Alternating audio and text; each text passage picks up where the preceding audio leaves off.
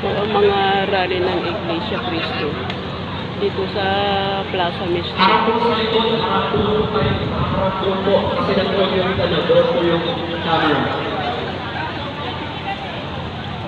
Ang dami sila pero hindi naman sila nakano.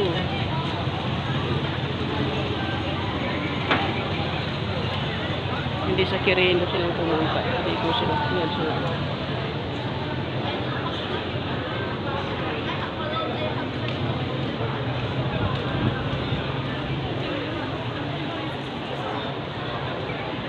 Wala kang makitang mga vlogger dito.